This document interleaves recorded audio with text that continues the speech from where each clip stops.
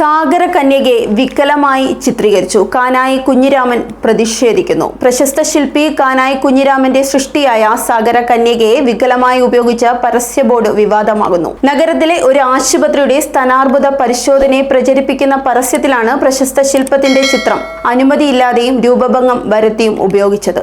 ശംഖുമുഖം കടൽ തീരത്ത് സ്ഥാപിച്ചിരിക്കുന്ന സാഗര കന്യക ശില്പത്തിന്റെ മുകൾ ഭാഗം മാത്രം ഉൾപ്പെടുത്തിയ ഹോൾഡിംഗിൽ സ്ഥാനങ്ങളിലൊന്ന് മായ്ച്ച രൂപത്തിലാണ് ചിത്രം. സ്ഥാനാർബുദ ശസ്ത്രക്രിയയായ മാസ്റ്റെക്ടമിക്ക് ശേഷമുള്ള രൂപമാണിതിൽ സൂചിപ്പിക്കുന്നത്. ഒരു മാറ്റം കാണുന്നുണ്ടോ എന്ന ചോദ്യം സഹിതമാണ് പരസ്യം പ്രചരിപ്പിച്ചത്. ഇത് തന്റെ സൃഷ്ടിക്കെതിരായ അവഹേളനമാണെന്നും കലയുടെ ആത്മാവിനെ വാണിജ്യപരമായോ പ്രചാരണത്തിനായോ ചൂഷണം ചെയ്യുന്നത് അംഗീകരിക്കാനാകില്ലെന്നും കാനായി കുഞ്ഞിരാമൻ പ്രതികരിച്ചു. ശില്പം തന്റെ ആത്മാവിനെയും കലയും പ്രതിനിധീകരിക്കുന്നതാണെന്നും അതിനാൽ അനുമതിയില്ലാതെ മാറ്റം വരുത്തിയ ചിത്രം നീക്കം ചെയ്യണമെന്നും അദ്ദേഹം ആവശ്യപ്പെട്ടു. സംഭവത്തിൽ സാംസ്കാരിക പ്രവർത്തകരും കലാസ്നേഹികളും പ്രതിഷേധവുമായി രംഗത്തെത്തിയിട്ടുണ്ട്.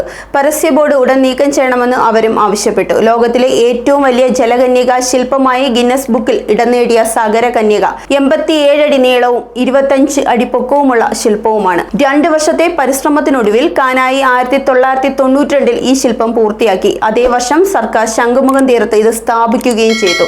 ചുറ്റുപാടിൽ പാർക്ക് നിർമ്മിക്കുകയും ചെയ്തു. കടലിനോടുള്ള സ്ത്രീയുടെ ബന്ധവും ആഴവും ആത്മീയതയും പ്രതിഫലിപ്പിക്കുന്ന സാഗര കന്യക ഇന്ന് തീരത്തിന്റെ മുഖമുദ്രയായി മാറിയിരിക്കുകയാണ്. ഈ ശില്പത്തെ വികലമായി പ്രദർശിപ്പിച്ച സംഭവം കലയുടെ മാന്യതയെ ചോദ്യം ചെയ്യുന്നതാണെന്ന് കാനായും സാംസ്കാരിക ലോകവും അഭിപ്രായപ്പെടുന്നു. Zag news, Thiruvananthapuram. നേരിന്റെ വാർത്തകൾ നിങ്ങളുടെ വിരൽത്തുമ്പിലെത്താനായി സാഗ് ന്യൂസ് ചാനൽ സബ്സ്ക്രൈബ് ചെയ്തും ഷെയർ ചെയ്തും ഒരു ശരിയായ മാധ്യമ നിലപാടിനൊപ്പം നിൽക്കാൻ ഞങ്ങൾ നിങ്ങളെ ക്ഷണിക്കുന്നു.